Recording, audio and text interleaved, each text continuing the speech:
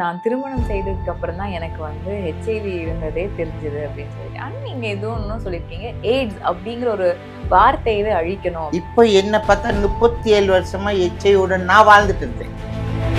HIV, cancer, DP etcetera எந்த நோயும் சரி பாதிக்கப்பட்டவங்க சொல்லி எதில் பாதிக்கிறாங்க, போர்ல பாதிச்சாங்க. அவங்க கொடூரமான வாழ்க்கை இந்தியாக்குள்ள எல்லாரும் அனுபவிச்சது தான். அதை நானும் எய்ட்ஸ் பேஷண்ட் போது பாடுறேன், இதுங்க ஜென்மத்தை வச்சுன்னு இருக்காங்க ஏண்டான்ட்டு இது போலலாம் கேள்வி கேட்பாங்க.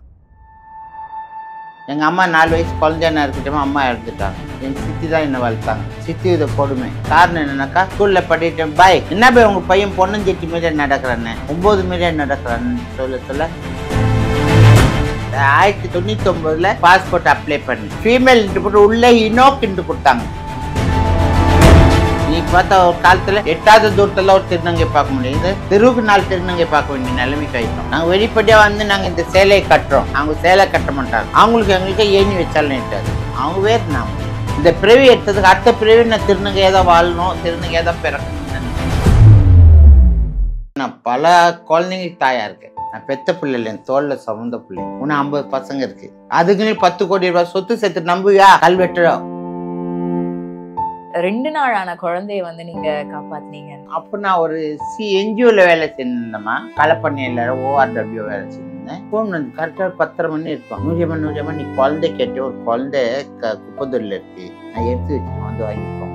சின்ன குழந்தை, அந்த குழந்தைக்கு வயிற்றுல ரத்த கரை இருக்கு, அப்படியே தொப்புள்களும் சுற்றி போய் எறும்பிக்குது.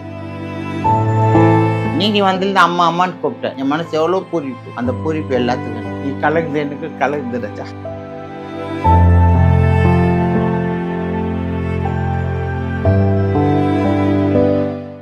லகரம் வாய்ஸ் சேனலை சப்ஸ்கிரைப் செய்து ஸ்கிரீன்ஷாட் அனுப்பி 2025ஆம் ஆண்டுக்கான தமிழ் தேசிய நாட்காட்டியை பரிசாக வெல்லுங்கள். தினமும் குலுக்கல் முறையில் ஒருவர் தேர்ந்தெடுக்கப்பட்டு தமிழ் தேசிய நாட்காட்டி பரிசாக வழங்கப்படும்.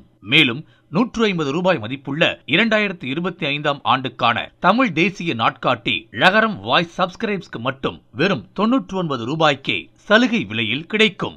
மேலும் தொடர்புக்கு 8122090770. லகரம் நேயர்களுக்கு வணக்கம். இன்னைக்கு நம்ம கூட வந்து 50 குழந்தைங்களோட தாய் தகப்பன் எல்லாமே ஒருத்தங்கன்னு சொல்லலாம்.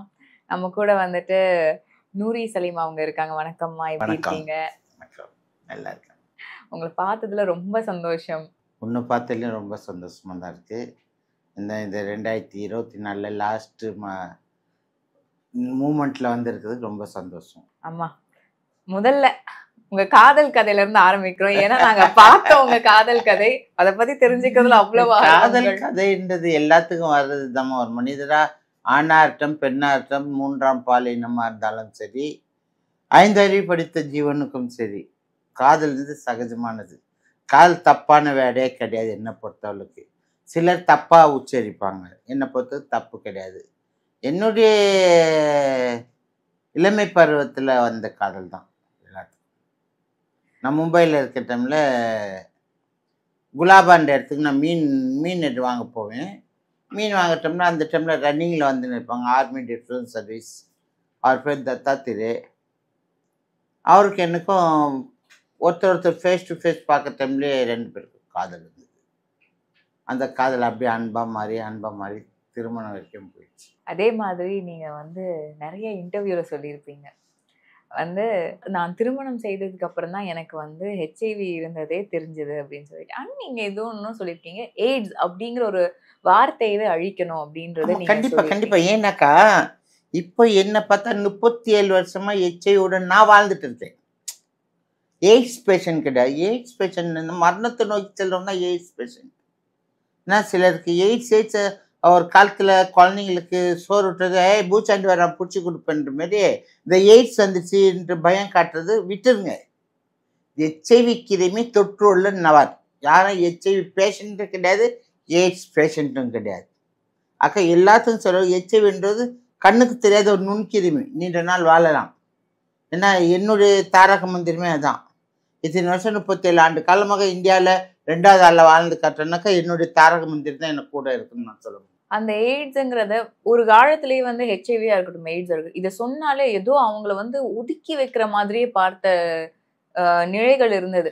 நம்மள வந்து 87லேருந்து 2004 வரைக்கும்மா கொடூரமான வாழ்க்கை இந்தியாக்குள்ள எல்லாரும் அனுபவிச்சது தான். அது நானும் ஒருத்தி. இந்த HIV கிருமி பார்த்தாலே ஒரு தீண்டத்தகாத மாரியா, இருட்டில் இருந்து சாப்பாடு போடுறது, கள்ளத்தூக்கி அடிக்கிறது, சே எய்ட்ஸ் பேஷண்ட் போது பாடுறேன், இதெல்லாம் ஜென்மத்தை வச்சுன்னு இருக்காங்க ஏண்டான்ட்டு இது போலலாம் கேள்வி கேட்பாங்க. நான் கேள்வி கேட்கணும்னா திருப்பி கேட்குது, எனக்கு கேட்ட கேள்வி நாளைக்கு உங்களுக்கு வரலாம். உண்மையா பொய்யா? கண்ணுக்கு தெரியாது. இப்போ ஒரு தப்பான பாதையில் போனால் தான் இந்த HIV கிருமி தொற்றுன்னு கிடையாது. ஒரு எமர்ஜென்சி, ஒரு ஆக்சிடென்ட் ஆகலாம், பிளட் ட்ரான்ஸ்ஃபர் ஆகலாம், அது மூலியமா வரலாம். அப்போனா அவன் தப்பு செய்து வந்ததா? எதுக்கு நீங்கள் மற்றவங்கள பற்றி மனசு புண்படுத்துறீங்க? என்னை பார்த்து எந்த ஒரு நோயும் சரி நோயாக ஆக்காதீங்க. HIV கிடையாது, HIV, கேன்சர், டிபி எக்ஸட்ரா எந்த நோயும் சரி இந்த தொற்று உள்ள பாதிக்கப்பட்டவங்கன்னு சொல்லி எதில் பாதிக்கிறாங்க? போர்லையா பாதிச்சாங்க? அவங்க எதில் பாதிச்சாங்க? அவங்களுக்கு போய் பாதிக்கப்பட்டவங்கன்றாங்க. எது கண்ணுக்கு தெரியாது கேள்வி, கண்ணுக்கு தெரியாத கேன்சர், கண்ணுக்கு தெரியாத டிபி, கண்ணுக்கு தெரியாத மனசுனா உரிக்கிடுது, அவள்தான். நான் பாருங்க, நான் HIV வாட்டம் இப்படி இருந்தேன், தொடர்பு குச்சி மாரியா. இப்போ இருக்க நல்லா காட்டச்சாட்டமாக அடிக்கிற 10 பேருக்கு அடிக்கிற அளவுக்கு இருக்கேன். காரணம் என்னக்கா, எந்த மனசில் வைக்கவே மாட்டேன். என் மைண்டில் எது இருந்தாலும் டெலீட் பண்ணிகிட்டே இருப்பேன்.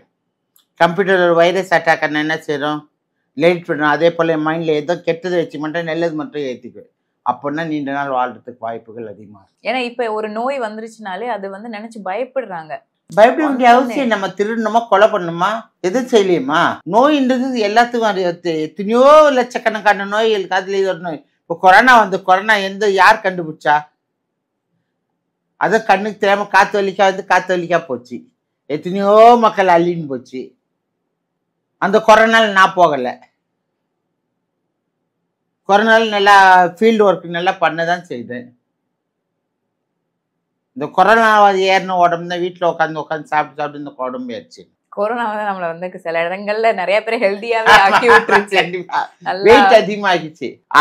48-50 கிலோ இருந்தேன், இன்னைக்கு 80-90 கிட்ட வந்துட்டேன். ஆனா ஒரு ஹெல்தி எத்தனையோ அவேர்னஸ் வந்துச்சு. ரொம்ப காலங்களுக்கு அப்புறம் தான் அவேர்னஸ் வந்துச்சு. நீங்க வந்து ரெண்டாவதா உங்களுக்கு வந்து இருக்குன்னு அறியப்பட்டதுக்கு அப்புறம் நீங்க தான் எனக்கு தெரிஞ்சு முதல்ல வந்து அந்த அவேர்னஸ் வந்து நீங்க உங்ககிட்ட இருந்து ஆரம்பிச்சீங்க. மீடியா மூலமா வந்தது. எனக்கு முன்ன என்னோட நண்பர் சேகர் தான் வந்தா. அப்ப 94ல, நான் 98ல தான் வந்தேன். ஏன்னா அவன் மேக்சின்ல ஒன்று வந்து அவன் ரொம்ப கஷ்டப்பட்டான். 2வது நான் வந்தேன். 3வது கௌசல்யா வந்தது. முதல் இந்தியாவில் பார்த்தா நாங்கள் 3 பேர். தமிழ்நாடு தான் முன்னுதாரணமா, தமிழ்நாட்டில் இருக்க மக்கள் தான் முன்னுதாரணமா மீடியாவில் வந்து மற்றவங்களுக்கெல்லாம் ஒரு அவேர்னஸ், நிலக்கண்ணாடியாக இருந்தோம். இப்போ நம்ம முகத்தில் இருக்க அசடு பார்க்கணுனாக்கா நிலக்கண்ணாடி தானே பார்க்குறோம். அப்போல என்னப்பா நீ ஹெல்த்தியாரு, என்னை பார்த்தாக்கா எந்த பர்சன்ட்டும் சரி HIV தொற்று மக்களாக இருந்தால் எந்த மக்களாக இருந்தால் தைரியத்தை உண்டாக்கலாம். ஆனால் நிலக்கண்ணாடியாக இருக்கான். அதே மாதிரி ஒரு திருநங்கையா நீங்க வந்து முதல் பாஸ்போர்ட்டு அந்த ப்ராசஸ்லாம் வந்து இப்போவுமே வந்து இருக்கிறது வந்து ஒரு செக்ஸ் அப்படின்னு எழுதிட்டாங்கன்னா ஆண் பெண் அப்படிங்கிற ஒரு விஷயம் இருக்கு. அதுக்கப்புறம் தான் இந்த ஜெண்டருங்கிறது வந்து 3வது பாலினத்தையும் சேர்த்தாங்க. இப்போ நிறைய இருந்தாலுமே நீங்க அப்போ அந்த டைம்ல வந்து நம்மளை வந்து ப்ரூவ் பண்ணிக்கணும், இதுலலாம் நிறைய குவெஸ்டின் பண்ண ஆரம்பிச்சிருவாங்க. நீங்க இது இல்லையே, அப்போ ஒரு போராட்டமா தானே. இன்னைக்கு நான் விதை வச்சேம்மா, இன்னைக்கு மரமா இருக்குமா, அன்னைக்கு விதை வச்சோமா இன்னைக்கு கொடியா இருக்குமா, இன்னைக்கு விதை வச்சோமா ஆறா இருக்குமா, அன்னைக்கு எல்லாத்துலயும் ஸ்டெப் பை ஸ்டெப்பா வச்சோமா. 1999ல பாஸ்போர்ட் அப்ளை பண்ணேன். நிறைய எதிர்ப்புகள். அப்போதும் என்ன செஞ்சாங்க, ஃபீமேல் போட்டு உள்ளே இனோக் கொடுத்தாங்க. என்னன்னு பாஸ்போர்ட் இருக்கு, இனோக்ஸ் கொடுத்தாங்க. 2வது பாஸ்போர்ட்லேயே இனோக்ஸ், 3வது பாஸ்போர்ட்ல டிரான்ஸ்ஜெண்டர்னு கொடுத்தாங்க. அது எவ்வளோ போராட்டம். ஆட்டோமே நீங்கள் நலவாரியம் இருக்கு, நலவாரியத்துக்கு எவ்வளோ கஷ்டப்பட்டோம். 2007ல் பப்ளிக் ஹியரிங் நடத்தணும். இதை மாசு கட்டுப்பாட்டு மையத்தில் கிருஷ்ணதாஸ் அங்கல், இப்போ IS அதிகாரி கிருஷ்ணதாஸ் அங்கல் இருக்கார், அவர் தலைமையில் அவர் இடம் எங்களுக்கு ஃப்ரீயாக கொடுத்து 300-400 திருநங்கையை வச்சு பப்ளிக் ஹியரிங் நடத்தினா. பப்ளிக் ஹியரிங் ஜூவி கமிட்டி உட்காந்து தமிழ்நாடு அரசாண்டு பரிந்துரை பண்ணாங்க. 2008 ஏப்ரல் 15 அன்னைக்கு டிக்ளரேஷன் ஆச்சு டிரான்ஸ்ஜெண்டர் வெல்ஃபேர் போர்டு. அதில் முதல் நபர் இன்னைக்கு கூட கெஜெட்டில் பார்த்தா என் பேர் தான் இருக்கும். எந்த திருநங்கை நம்புகிறாங்க? அது தடி எடுத்தவங்களாம் தண்டல்காரங்களா ஆயிட்டாங்க. Don't care. என்னோடய உழைப்பு, என்னோடய வெற்றி பயணம் தொடர்ந்துட்டே இருக்கோம். நான் பப்ளிசிட்டி விரும்பலை. என்னுடைய வேலையில் நான் ஒழுங்கா செய்யணும். உங்ககிட்ட இருந்து ஆரம்பிச்ச விஷயம் இப்போ வந்து வெளிநாடுகள்ல போய் படிச்சு அங்கேயே வேலை பார்க்குற அளவுக்கு நிறைய பேர் வளர்ந்துட்டாங்க. இருந்தாலுமே இன்னும் இங்க நம்ம நாட்டுல வந்துட்டு நிறைய பேரால அந்த அளவுக்கு போக முடியல. அவங்களுக்கு நிறைய திறமை இருக்கும், நிறைய டேலண்ட் இருக்கும். ஆனா அவங்களுக்கான வாய்ப்புகள் எந்த இடத்துலயுமே கிடைக்கல. அவங்க இன்னுமே அந்த ரயில்வே ஸ்டேஷன்லயோ ஏதோ ஒரு இடத்துலயோ ஒருத்தங்க கிட்ட கேட்டு வாங்கி இருக்கிறாங்க. இல்லைன்னா இவங்கள பார்த்து பயப்படுறவங்களும் நிறைய பேர் இருக்காங்க. சிலவங்க அந்த கமர்ஷியல் ஒர்க், நீங்க சொல்ற மாதிரி கமர்ஷியல் ஒர்க்குக்கு போயிடுறாங்க. இன்னுமே இந்த கமர்ஷியல் ஒர்க் தேவையா? இல்ல இவங்களுக்குன்னு வேற ஒண்ணு வந்து நீங்க உருவாக்கணும்னா நீங்க என்ன உருவாக்க ஆசைப்படுவீங்க? என்னை பொறுத்தளவுக்கு இந்த கமர்ஷியல் பேக்கிங்கை தவிர்க்கணும்னாக்கா அரசு கண்ணோட்டம் நல்லா இருக்கணும். அரசு கவனத்தை செலுத்தணும். பாப்புலேஷன், நம்மளுடைய பாப்புலேஷன் கம்மியாக தான் இருக்குது. அந்த பாப்புலேஷனுக்கு அரசு எவ்வளோ பில்லியன் டாலர் செலவு பண்ண போகிறது கிடையாது. அவங்க வேலை வாய்ப்பு கொடுங்க. என்ன வேலை வாய்ப்பு கொடுத்தா சொல்ப சம்பளம் தருவாங்க. சொல்ப சம்பளம் அவங்களுக்கு பத்தாது. ஏன்னா அவங்களுடைய ஆணாக பிறந்து பெண் தன்மையோடு வாழக்கூடியவங்க. என்ன அவங்களுக்கு ஆடம்பர செலவுகள் அதிகமாக. ஆடம்பர செலவுனா மேக்கப், லிப்டிக்கு, அது செலவு இருக்கும். இவங்க கொடுக்குற 8,000 10,000 ரூபா பத்தாது. நல்ல சம்பளமாக கொடுத்தா, நல்ல ஒரு உத்தியோகத்தை கொடுத்தா அவங்க இதெல்லாம் விடுறதுக்கு வாய்ப்புகள் அதிகமாக இருக்குது. என்ன அது எல்லாம் அரசு செயல்படுத்தணும். இன்னைக்கு பார்த்தா என்ஜிஓஸ், சிபிஓ தான் செயல்படுது. ஏன்னா எண்ணிக்கை என்ற அளவுக்கு எதுவும் கிடையாது. டாக்டர்ஸோ, போலீஸோ, கம்ப்யூட்டரோ, டிடிஆரோ, ஏதாவது எண்ணிக்கை கம்மி. எல்லா தேர்தல் துறை கொடுங்க. எங்கள் திருநங்கை சமுதாயம் படித்த அளவுக்கு யாரும் படித்தது கிடையாது. இது வரைக்கும் படித்தவங்க நிறைய பேர் இருக்காங்க. என்னை போல் படிக்காதவ கிடையாது. எல்லாரும் படித்தவங்க இந்த காலத்தில். அவன் வாய்ப்புகள் கொடுங்க. ஆனால் ஒரு காலத்தில் இருந்து பெற்றவங்க ஏற்றுக்கல, இன்னைக்கு பெற்றவங்களையும் ஏற்றுக்கிறாங்க. நிறைய ஏற்றுக்கிறாங்க. ரொம்ப சந்தோஷமாக இருக்குது. இந்த பிறவி எடுத்ததுக்கு அடுத்த பிறவி நான் திருநங்கையாக தான் வாழணும், திருநங்கையாக தான் பிறக்கணும்னு ஆண்டவர் வேண்டிக்கிறேன். ஆமா, நீங்க சொன்ன மாதிரி உங்க காலத்துல வந்துட்டு நம்ம வீடுகள்ல வந்து நம்ம பெற்றோர்களா இருக்கட்டும், சுற்றி இருக்கிற இந்த சமுதாயம் என்ன சொல்லுங்கிற பயத்திலேயே நம்ம பெற்றோர்கள் நம்மளை வந்து அங்க வந்து நம்மளை அடிச்சிருப்பாங்க, நம்மளை வீட்டை விட்டு துரத்திருப்பாங்க. அந்த மாதிரி நிலைகள்ல நிறைய திருநங்கைகள் அவங்களோட வழிகளை சொல்லியிருப்பாங்க. இப்போ அப்படி இல்லை. இப்ப நிறைய மாற்றங்கள் இருக்கு. இந்த மாற்றம் வந்து உங்களுக்கு அப்போ இருந்தா வந்து ஒரு சந்தோஷம். நான் இன்னும் எங்கேயோ போயிட்டு இருப்பேன். உண்மையிலேயே சொல்ல போறேன், நான் எங்கேயோ இருப்பேன். நான் நல்லா படிச்சிருப்பேன். நான் இன்னைக்கு பல மொழிகள் பேசுனாக்கா அரைக்குறையா தான் பேசுறேன், ஜெயிச்சுட்டு வரேன். ஆனா உன் படிச்சுட்டு இன்னும் ஜெயிச்சு காட்டியிருப்பேன். நீங்க படிச்சிருந்தா உங்களுக்கு ஒரு எய்ம் இருந்திருக்குல்ல, நான் ஒரு டாக்டர் ஆயிருப்பேன், நான் ஒரு லாயர் ஆயிருப்பேன். ஆமா, நான் டாக்டர் ஆகிட்டேன்னா நான் டாக்டர் தான்மா. டாக்டர் செய்யாத வேலைகள்லாம் செய்வேம்மா. ட்ரிப் ஏற்றுவேன், இன்ஜெக்ஷன் போடுவேன், ஸ்டிச்சிங் பிரிப்பேன், ட்ரெஸ்ஸிங் பண்ணுவேன்.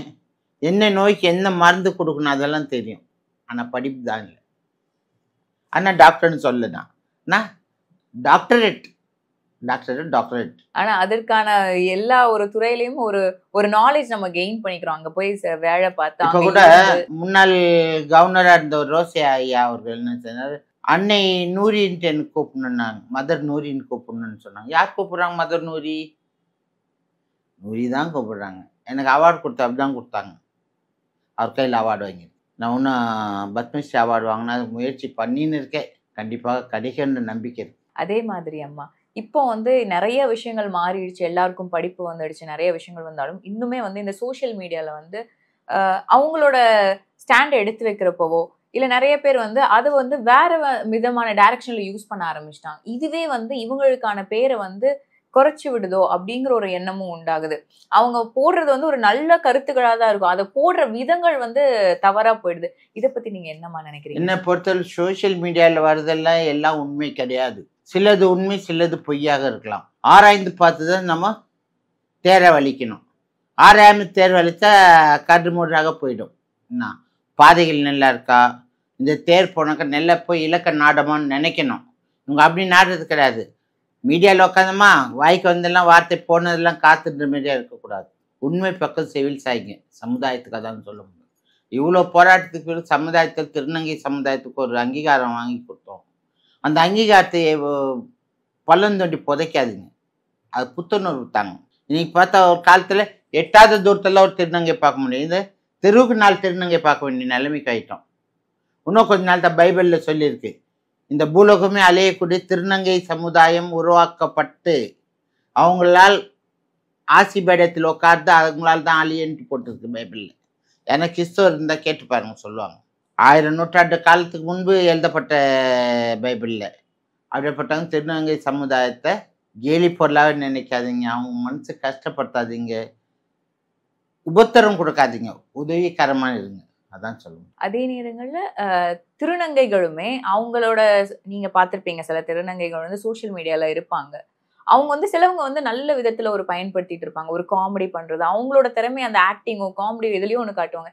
இன்னொருத்தங்க அவங்களோட பக்கத்துல இருந்து அவங்க காட்டிக்கிற விதமே வந்து ஒரு தவறா இருக்கும்.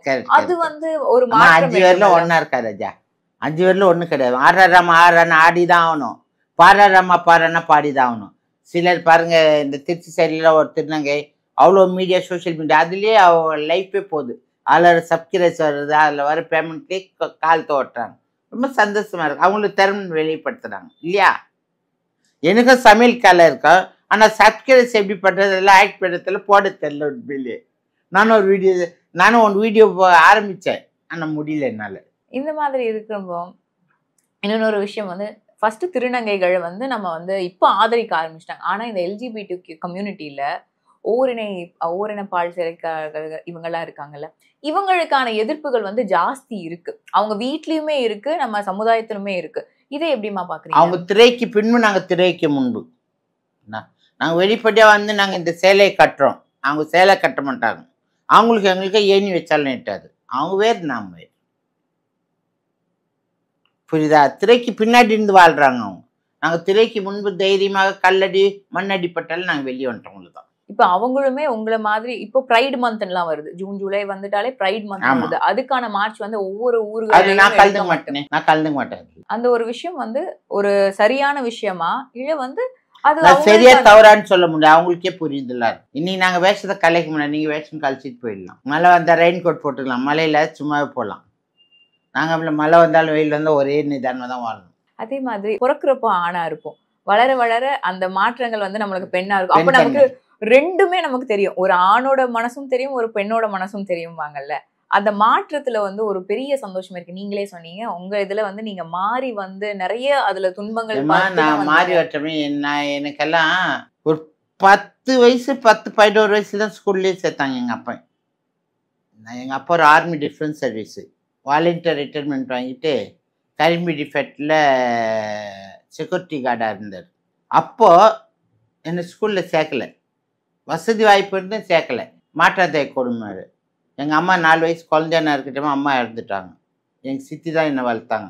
சித்தி இதை கொடுமை. காரணம் என்னன்னாக்கா, ஸ்கூலில் படிட்டேன் பாய், என்ன போய் உங்கள் பையன் பொண்ணஞ்செட்டி மீடியா நடக்கிறானே, 9 மீடியா நடக்கிறான்னு சொல்ல இவர் வெறி வந்து என்னை அடிச்சு உதக்கி மிதிக்கிறது.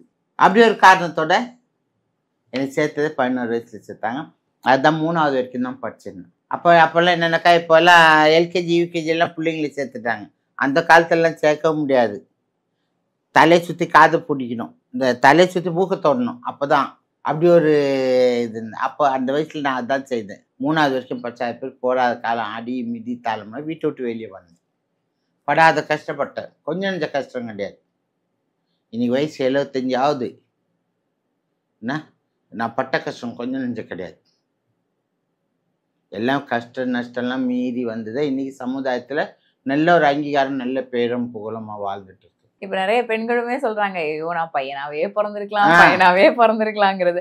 ஆனா உங்களுக்கு தான் தெரியும் ஒரு பொண்ணா இருக்கிறதுல ஒரு சந்தோஷம் இருக்குல்ல.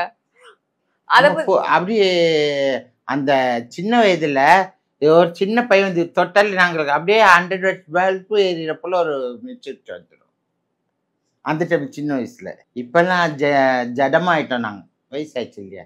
இருந்தாலும் அந்த பெண்மை அப்படிங்கிறது எவ்வளோ வருஷம்னாலும் நம்ம கூடவே இருக்கிற ஒரு விஷயம் இல்லம்மா. இப்போ வந்து நிறைய விஷயங்கள் மாறிடுச்சு. படிப்புல வந்து கோட்டா வந்துருச்சு. எல்லாருக்குமே ஏதோ ஒரு இடத்துல வந்து ஒரு அங்கீகாரம் கிடைக்க ஆரம்பிச்சு. இன்னுமே இவங்களுக்கு என்ன தேவைகள் இருக்கு? ஒரு நமக்குன்னு ஒரு விஷயம் நான் செஞ்சுக்கணும், நான் எனக்கு இந்த விஷயங்கள் எனக்கு இன்னுமே அந்த இடத்துல எனக்கு ஸ்பேஸ் கிடைக்கல, எனக்கான உரிமைகள் கிடைக்கல அப்படிங்கிறதுலாம் என்னம்மா? எனக்கு உரிமைகள் பெற்றவங்களிடம் கிடைக்கணும் முழுமையாக. உரிமை பெற்றவங்களுக்கு கொடுத்தாக்கா அரசாங்கம் தன்னால கொடுத்துடும். நம்ம அரசுக்கே நம்ம குறைபாடுகள் சொல்லுவாரு, பெற்றவங்களுக்கு குறைபாடு சொல்லணும். பெத்த பிள்ளையே ஏன் நீங்க வெறுக்கிறீங்க? பார்த்தாக்கா 100ல் பார்த்தா 20% தான் குழந்தைங்களை ஏற்றுன்னு இருக்கீங்க. இன்னும் 80% தெருவில் வீதியில் தான் இருக்காங்க. அவங்க நீங்கள் குடும்பத்தில் ஏற்றுனா பெக்கிங் போய் பண்ணால் கமர்ஷியல் போயிருக்க மாட்டாங்க. அவங்க ஞானாரு பெண்ணாரு திருநங்க என் வீட்டோட இருந்தா நீ கஞ்சக்குள்ள சாப்பிட்டு வாழ்ந்துட்டு இருந்தாக்கா அந்த குழந்தை அங்கேயே இருந்திருக்கும். ஏதோ ஒரு வேலை வெட்டி போயிட்டு குடும்பம் நடத்தியிருக்கோம். நீங்கள் அங்கேருந்து துன்படுத்துறதுனால வீட்டை விட்டு வெளியே வருது. பெற்றோர் குடும்பத்தில் இருக்கவங்க ஏற்றுக்கணும். 2வது சமுதாயத்தில் நீங்கள் துன்படுத்துறாதீங்க, அன்புக்காரன் நீட்டுங்க, அவங்க நல்லா இருப்பாங்க. அப்புறம் அரசாங்கம் வேலை வாய்ப்புகள் கொடுங்க, அவங்களுடைய நல்ல முன்னேற்றத்துக்கு வழிகாட்டியாக இருக்கும். இது இருந்தாக்கா எல்லாத்தையும் சீர்திருத்தலாம். பாருங்கள், இந்தியாவிலே முதல் மாதிரியாக தமிழ்நாடுன்றோம். எல்லா சலுகைகள் திருநங்கையில் சமுதாயத்துக்கும் சரி. ஆனால் எல்லாத்துலையும் இப்போ ஆந்திரா முன்னே வந்துச்சு. அவங்களுக்கு ஓய்வூதியம் சரி, மற்றது எக்ஸட்ரா எல்லாத்தையும் ஹவுசிங் போர்ட் ஸ்கீம் எல்லாத்தையும் ஆந்திரா தான் ஃபஸ்ட்டாக இருக்குது. கவனம் செலுத்த விட்டுடுறாங்க. நல்ல கவனத்தை செலுத்துங்க. காவல்துறையில் ஆளுங்க, எங்கள் ஆளுங்கெல்லாம் காவல்துறையிலும் இன்னும் நல்லா அட்டகாசமாக இருக்கும். 1-2 பேர் எண்ணிக்கை கம்மி என்ற அளவுக்கு இருக்கணும். நர்சிங் அன்பை காட்டக்கூடிய நர்ஸு, தூய்மையான பணி அது, அந்த பணி கொடுங்க. இல்லை சாதாரண வேலை ஆயா வேலை கொடுங்க. அரசு ஊழியராக இருக்காங்க ஆக்குங்க அவங்கள. அப்போ அவங்க சமுதாயத்தில் நல்ல முன்னேற்றம் கிடைக்கும். அது இல்லாமல் எங்களுடைய மக்கள் மத்தியில் சொல்லக்கூடியன்னா நம்ம அன்பை காட்டக்கூடிய மக்கள் தான். யார் அதிகாரம் காட்டக்கூடிய அம்மானாக்கா அப்படியே மனசு இறங்கிடும் எங்களுக்கு. அம்மானா மனசு இறங்கினா தூய்மையான மனசு எங்களுக்கு. தாய்மைக்கு இயங்கக்கூடிய மனசு. நீங்கள் வந்திருந்த அம்மா அம்மான்னு கூப்பிட்ட என் மனசு எவ்வளோ பூரிப்பு. அந்த பூரிப்பு எல்லாத்துக்கும் இருக்கணும். அது இல்லாமல் அந்த பூரிப்போட நான் பல குழந்தைங்களுக்கு தாயாக இருக்கேன். 1-2 இல்லை, இதுவரைக்கும் 68 பொண்ணுங்களை கட்டி கொடுத்துருக்கேன். பேரன் பேத்தியெல்லாம் எடுத்துட்டேன். நான் பெத்த பிள்ளைல என் தோளில் சுமந்த பிள்ளைங்க. இன்னும் 50 பசங்க இருக்கு. அதுக்குன்னு 10 கோடி ரூபாய் சொத்து சேர்த்து நம்புவியா? சோழாவரத்தில் 5 இடத்துல 10,000 ஸ்கொயர் ஃபீட்டில் 1+1 பில்டிங் கட்டியிருக்கேன். திறப்புல கண்டிப்பாக ஜனவரி இல்லை மார்ச்சில் கல்வெட்டு அவ்வளோ பூர்வீகமாக செய்திருக்கேன்னு காரணம் நீ கலந்தேனுக்கு கலந்து ராஜா. உண்மையிலே இன்னைக்கு கூட சோழாவரத்தில் பாரு, நான் பொய் சொல்ல விரும்பல. எல்லாம் திருநங்கைங்கெல்லாம் பொய் சொல்கிறேன். நான் பொய்யே சொல்ல உண்மைதான் சொல்கிறேன். ஒத்த பைசாவும் சரி என்னோட உழைப்ப என்னக்காக தலைமாட்டேன்னு 10 ரூபாய் நான் வச்சுக்கணும் இல்லை. ஆவதும் இந்த பிள்ளைகளால், அழிவதும் அந்த பிள்ளைகளால் வாழ்ந்துருக்கு. ஏன்னா எனக்கு வந்த நோய் தாய் தப்பு HIV AIDS-ஆல் பாதிக்கப்பட்ட அம்மா அப்பா இல்லாத ஆதரவற்ற குழந்தைங்களுக்கு நான் கரம் நீட்டியிருக்கேன். அநாதன்னு சொன்னாலே ஆத்திரப்படும். யாருன்னா டோனர் வந்தா தாய் தப்பு இல்லாத குழந்தைங்க, ஏன்ப்பா நான் இருக்கேனப்பா, ஏன் பண்ணி தாய் தப்பு இல்லாத குழந்தைன்னு சொல்றேன்? அந்த வார்த்தை யூஸ் பண்ணாதுப்பான்னு வேணாம். நீங்க வந்து ஒரு இன்டர்வியூல சொல்லியிருந்தீங்க 2 நாளான குழந்தைய வந்து நீங்க காப்பாத்துனீங்கன்னு. அதை பத்தி முதல்ல சொல்லுங்க அம்மா. நான் ஒரு NGOவில் வேலை செஞ்சிருந்தேம்மா. களப்பண்ணையில் ORW வேலை செஞ்சிருந்தேன். அப்போ என்னோட ஃப்ரெண்டு டாக்டர் ஐஸ்வர்யா ராஜலட்சுமின்ட்டு, அவங்க ஒரு மாற்றுத்திறனாளி. அவங்க பெரிய ஃபேமிலி. அவங்க அப்பாலாம் கலெக்டர். நாங்கள் 2 பேர் ஃபேமிலி ஃப்ரெண்டு. அப்போ நான் வீட்டுக்கு போனோன்னே சரி நல்ல சாரீஸ் எல்லாம் கழட்டி போட்டு ஒரு பழைய வாயில் சாரி கட்டின்னு வீட்டு வேலையெல்லாம் செய்வேன். சரி, கரெக்டாக அங்கே தாம்பரத்தாண்ட இந்த பாட்டிலுங்கெல்லாம் கழுவி விற்கிற ஒரு லேடி தெரிஞ்சவங்க. அப்போல்லாம் ஆண்ட்ராய்ட் ஃபோன் எல்லாம் கிடையாது, லேண்ட்லைன் ஃபோன் தான். இப்போ என் வீட்டில் லேண்ட்லைன் ஃபோன் இருந்தது. ஃபோன் வந்துச்சு. கரெக்டாக ஒரு 10:30 மணி இருக்கும். நூறியம்மா நீ குழந்தை கேட்டே, ஒரு குழந்தை குப்பத்தூரில் இருக்குது, நான் எடுத்து வச்சுருவேன், வந்து வாங்கிட்டு போங்க. அப்போ ஐஸ்வர்யாவை சொல்லிட்டேன்னு உடனே கிளம்பி போனாக்கா குழந்தை பச்சுன்னு குழந்தை. அந்த குழந்தைக்கு வயிற்றுலாம் ரத்த கரை இருக்குது. அப்படியே தொப்பல்களும் சுற்றி போய் எறும்பு முக்கியது. அதெல்லாம் தண்ணி எடுத்து தோச்சி எடுத்தாந்து வச்சோம், வளர்த்தோம். அந்த குழந்தைக்கு 3 தடவை குடலில் செப்டிக் ஆகிட்டு 3 தடவை ஆப்ரேஷன் பண்ணோம். இன்றைக்கி அந்த குழந்தைக்கு வயசு 19. அவள் ஒரு டர்னிங் பண்ண. அது இப்போ 25 நாள் குழந்தை எங்கள் வாசல்லே போட்டு போனாங்க, எங்கள் ஓம் வாசல்லே. அவளுக்கு வயசு 18. என்ன எதுக்காக நான் குழந்தைங்களுக்கு ஃபுல் டீட்டெயில்ஸ் சொல்ல மாட்டேன், அது ஃபியூச்சரில் வளர்ந்துச்சிங்க. அந்த குழந்தைங்க மேலே ஈரசத்தில் கல் பதிகிற போல சொல்லு பதியக்கூடாது. நாங்கள் கடந்து வந்து அந்த குழந்தைங்க கடக்கக்கூடாது. அந்த குழந்தை ஃபியூச்சர் நல்லா இருக்கணும். எந்த குழந்தையும் சரி, ஒரு குழந்தை தொற்றுக்குள்ள குழந்தைனாக்கா இந்த குழந்தை தொற்றுள்ள குழந்தைன்னு நான் சொல்லவே மாட்டேனே. அதில் என்ன பலன் இருக்கு? எனக்கு சப்போர்ட் கிடைக்கும். அந்த சப்போர்ட் எத்தனை நாளைக்கு எனக்கு? அந்த குழந்தைங்களோட அன்பு கொடுத்தா கோடி ரூபாய் கொடுத்தாலும் கிடைக்காது. ஒருத்தர் கொடுக்குற சப்போர்ட் ஒரு நிமிஷத்தில் போயிடும். பர்தாவப்பட்டு கொடுப்பாங்க. ஐயோ இந்த அம்மா பாரு இந்த குழந்தை வச்சுன்னு இருக்கேன் பர்தா போகிறான். அந்த பர்தாவும் கொஞ்ச நேரத்துக்கு. அந்த பர்தாவும் எனக்கு தேவையில்லை. என்னை பற்றி நான் நான் நோயால் பாதிக்கப்பட்டேன், எத்தனை நாள் வாழ்ந்துன்னு இருக்கேன். என்னை பற்றி சொல்கிறது, என் குழந்தைங்களை பற்றி சொல்கிறது எந்த ஒரு மீடியாலையும் அனுமதிக்கவே மாட்டேன். நான் என்னோட போகட்டும். சிலர் சொல்லுவாங்க என்னோட சமுதாயத்தில் திருநங்கை சமுதாயமே சொல்லுவாங்க, நூறி அந்த குழந்தைங்களை காட்டி காட்டி சாப்பிட்றேன்னு. இல்லை, என்னை காட்டி தான் நான் சாப்பிட்றேன். என்னை காட்டி தான் நான் வாழ்ந்துன்னு போகிறேன். என்னுடைய வார்த்தை வச்சு தான் வாழ்ந்துன்னு போகிறேன் தவிர இன்னொருத்தரோட வார்த்தை வச்சு வாழ்ந்து சொல்கிறவங்க சொல்லட்டும். ஒரு பழமொழி போட்டுருவார் போட்டுட்டும், தூட்டுருவார் தூட்டுட்டும், எல்லாம் என் நன்மைக்கே. அதே தான்.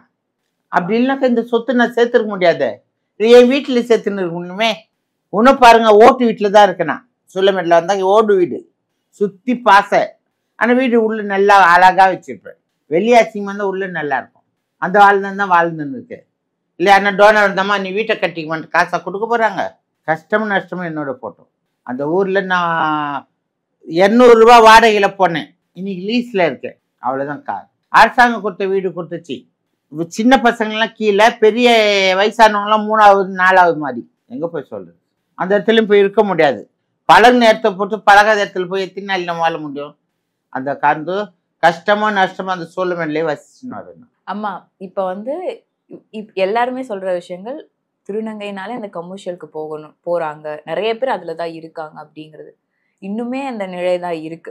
இது வந்து எங்கேயோ ஒரு இடத்துல ஒளியணுமா, இல்லை இது வந்து இப்படியே இருக்கட்டும் பரவாயில்ல, அவங்களோட வாய்ப்புகள் அவங்களுக்கு கிடைக்கிறத வச்சு அவங்க இருக்கட்டும் அப்படிங்கிற மாதிரியா? நீங்க சொல்றீங்க திருநங்கைங்க கமர்ஷியலுக்கு போடுறாங்கன்ட்டு. திருநங்கை கமர்ஷியல் ஆண்களும் பண்ணிட்டாங்க, பெண்களும் பண்ணாங்க, திருநங்கைகளும் பண்ணிட்டாங்க. அது கமர்ஷியல் தான். ராஜாங்க காலத்துல கூத்துமேடை ராஜாவுக்கு 102 பொண்டாட்டின்னு பாட்டே இருக்கு. சிலர் வீட்டு சோறும் சாப்பிடாங்க, சிலர் ஹோட்டல் சோறும் சாப்பிட்ற ருசிக்கணும் உங்களுக்கு. அது யாராலையும் மாற்ற முடியாது. நீங்க அழிக்கினாண்டிங்கன்னா அது துளுத்துன்னு தான் வரும். நம்ம கண்ணும் காணாமங்க அது மறையும். கமர்ஷியல் தான். அவங்களோட வாழ்க்கை ஆதாரம் என்ன இருக்கு? வாழ்வாதாரம் தேடணும் இல்லையா? வாழ்வாதாரத்துக்கு என்ன வலிமை இல்லையே. கமர்ஷியலுக்கும் போல பெக்கிங் போல வீட்டில் இருந்தால் யார் சோறு போடுவாங்க உங்களுக்கு? பெற்றவங்க போடுவாங்களா? இல்லை. மற்றவங்க போடுவாங்களா? இல்லை. ஒரு நாள் போடலாம், 2 நாள் போடலாம். அப்புறம் சொல்லோடு சோறும் போடலாம், அப்புறம் அடியோடு சோறு போடலாம், அப்புறம் காரி துப்பல். இதெல்லாம் தேவையில்லாத வாழ்க்கை. அவங்க கை உண்டி கரணப்பாயிட்டோம். ஏதோ ஒரு தொழில் செய்யலாம் தோணும். நான் செய்து தப்புன்ட்டு சொல்ல மாட்டேன். காலம் வாழ்க்கையில் மறைய செய்யும். ஒரே முட்டை மறையாது. திருண்டாவிட்டால் திருட்டை ஒழிக்க முடியாதுன்ட்டு அன்றைக்கி கண்ணதாசன் சொல்லியிருக்காரு. அவங்களா பார்த்து மாறணும். நம்மளா மாறின முடியாது. மாறினாக்க ஒன்று அதிகமாக தான் செய்வாங்க. அதை பிடிக்காதுன்னா ஒன்று பிடிக்க தான் போவாங்க. அது சாப்பிட தான் செய்வாங்க. பிடிவாதம் விட்டு நீ எப்படின்னா போப்பான்னு விட்டுப்பாரு. தப்புன்ற தனக்கே தெரியும். சமுதாயம் தெரிந்தோம்.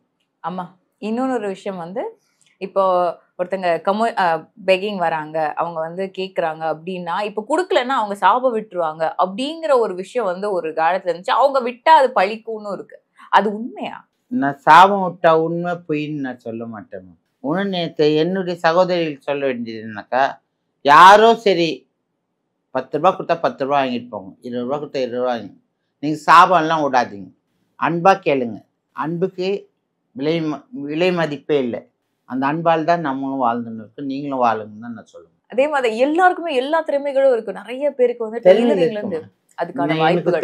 டெய்லரிங் தெரியும், பிக்கல் செய்வேன், பப்படம் செய்வேன், கைவண்ண பொருள் அத்தனை செய்வேன், டாய்ஸ் மேக்கிங், கூட பின்னுதல், எல்லா வேலையும் தெரியும். என்னுடைய வாழ்க்கையில இப்படி ஏந்தாம இப்படிதான் வாழ்ந்துன்னு என்னது இப்படி ஏந்தாம கொடுத்துருந்தேன் எல்லா மக்களுக்கும். சிலர் என் சமுதாயம் எல்லாம் என் சமுதாயம், எல்லாம் இந்திய பிரதிகள். இவங்களுக்கு அவங்களும் பிரிச்சுக்கின்னு இருக்க முடியாதுனால அதே அரசாங்கம், இந்திய அரசாங்கம் வந்தாலும் சரி, தமிழக அரசாங்கமும் சரி, எந்த அரசும் சரி, இந்த இண்டிபெண்ட்டாக ஒருத்தர் சட்டசபையில் உட்கார வைப்பாங்க. கேள்விப்பட்டிருக்கீங்களா? ஆங்கிலியன்ஸ்க்காக ஒரு சீட்டு காலியாக இருக்குது. திருநங்கைகளுக்கு ஒரு சீட்டு கொடுத்தாருன்னா, பெண்களுக்கு 33% திருநங்கை 1% ஏன் கொடுக்க மாட்டேன்றீங்க? இதெல்லாம் கேள்விக்குறியாகவே இருக்குது. ஏன்னா இந்த சமயம் வருது நான் கேட்குறேன். இது நிறைய மீடியாவில் பேசியிருக்கேன். இந்த யூடியூப் மூலிமா ஒரு வார்த்தை விடலாமேன்னு தான் விட்டுருந்தேன். எல்லாருக்குமே நீங்க சொல்ற மாதிரி யாரா இருந்தாலும் எப்படி இருந்தாலும் அவங்க என்னவா இருந்தாலும் அவங்களுக்குன்னு ஒரு அங்கீகாரம் கிடைக்க வேண்டும். அதே மாதிரி நம்ம ஸ்போர்ட்ஸ்ன்னு வந்துருச்சுன்னா அவங்களோட பாலினம் வந்து அங்க குவெஸ்டின் ஆக்கப்படுது. இவங்க திருநங்கை சமூகத்தை சேர்ந்தவங்க இல்லைன்னா வந்து அவங்க இல்ல நீ ஆணும் கிடையாது பொண்ணும் கிடையாது, நீ எப்படி இல்ல அந்த மெடலை திருப்பி வாங்குற நிலை தான் இன்னுமே இருக்கு. தப்பு தப்பு தப்பு. என்னை பொறுத்த அளவுக்கு உன்னால சாதிக்க முடியும், என்னால சாதிக்க முடியும். உன்னால 10 அடி ஏற முடியாட்டி நான் 11 அடி ஏறுவேன். ஏன் அத்தனை பெருமைக்குரிய விஷயமா இருக்கணும்? நீ ஏன் ஏறுற? உனக்கு அந்த யார் அங்கீகாரம் கொடுத்தா கேட்குறது? நீ ஆள் யாரு? என்னை பொறுத்த நீயும் ஒரு போராளி, நானும் ஒரு போராளி. போர்க்களத்தில் இறங்குவோம், வெற்றி பெறுவோம். அதான் நோக்கம். கடைசியா அம்மா, இந்த சமுதாயத்துக்கும் சரி யாரா இருந்தாலும் சரி, இந்த மொத்தம் நம்ம திருநங்கை சமுதாயம் தாண்டி மொத்தமா ஒரு சமுதாயமா நீங்க வந்து ஒரு விஷயம் சொல்லணும்னா என்ன சொல்லுவீங்க? எந்த சமுதாயத்தையுமே வேற்று பார்வை கிடையாது. எல்லாம் என் சமுதாயம். தாய் என்று ஒரு சொல், தந்தை என்று ஒரு சொல். தாயை சேர்ந்த கோயிலும் இல்லை, தந்தை சொல்லுக்கு மந்திரம் இல்லை என்று மந்திரம். அப்போல எல்லாம் ஒரே தாய் பிள்ளைகளான்னு நினச்சி யாரையும் வெறுக்காதீங்க, யாரையும் ஒதுக்காதீங்க, யாரும் அணைச்சிக்கிட்டு போகும். எல்லாம் சமுதாயத்துக்கு சொல்லக்கூடிய வார்த்தைகள் தான். எல்லாம் சமுதாயமே என்னை ஏற்றுக்கொள்ளுங்கள், நாங்கள் உன்னை ஏற்றுக்கொள்கின்றோம். நன்றி.